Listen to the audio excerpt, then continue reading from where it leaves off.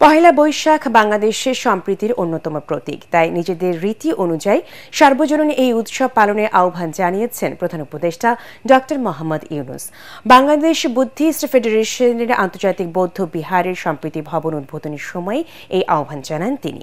বলেন, নানা ধর্ম রীতিনীতির মধ্যেও সবাই এক পরিবারের সদস্য। এদিকে দেশের সম্প্রীতি বজায় রাখার তাগিদ দিয়েছেন সেনাপ্রধান জেনারেল ওয়াকারুজ্জামান। বিস্তারিত জানাচ্ছেন ইকরামুল হক সায়েম। মাননীয় প্রধান উপদেষ্টা মহোদয়। রাজধানীর মেরুবাড্ডায় আন্তর্জাতিক বৌদ্ধ বিহারের সম্প্রীতি ভবনের ভিত্তিপ্রস্তর স্থাপন অনুষ্ঠানে যোগ দেন প্রধান উপদেষ্টা ডক্টর মোহাম্মদ ইউনূস।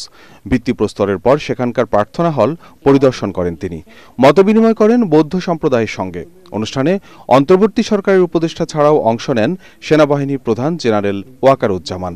এদেশ সবার, হিন্দু, বৌদ্ধ, খ্রিস্টান, মুসলমান সবার এদেশ। এই সম্প্রীতি বজায় রেখে আমরা বাস করতে চাই।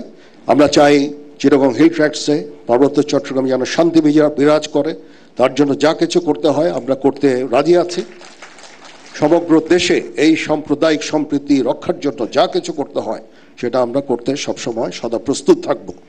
ঐতিহ্য ও সভ্যতার নিদর্শন হিসাবে বৌদ্ধবিহারের গুরুত্ব তুলে ধরে প্রধান উপদেষ্টা বলেন, সম্প্রীতি ও মানবিক মূল্যবোধের ক্ষেত্রে গৌরবময় ভূমিকা অব্যাহত রাখবে সম্প্রীতি ভবন।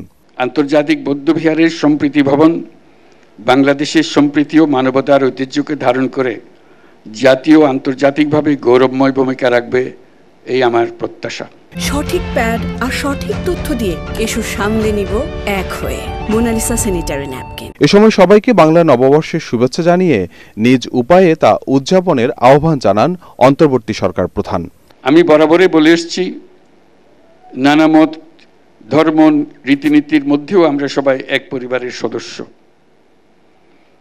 এদেশের হিন্দু, মুসলমান, বৌদ্ধ, খ্রিস্টান, পাহাড় ও সমতলের বিভিন্ন সম্প্রদায় ও জনগোষ্ঠী সব মিলিয়ে এদেশের মানুষের বিচিত্র ভাষা, সংস্কৃতি, ঐতিহ্য। আগামীকাল পহেলা বৈশাখ আমাদের এই সম্প্রীতির অন্যতম প্রতীক। প্রত্যেকে নিজ নিজ উপায়ে নিজেদের রীতি অনুযায়ী আগামীকালকে উদযাপন করব। আমরা সবাই সার্বজনীন এই উৎসবে অংশ নেব। বাংলাদেশ বুদ্ধিস্ট ফেডারেশন 1981 সালে প্রতিষ্ঠা করে আন্তর্জাতিক বৌদ্ধ বিহার। ইকরামুল হক সায়েম, এটিএন বাংলা, ঢাকা।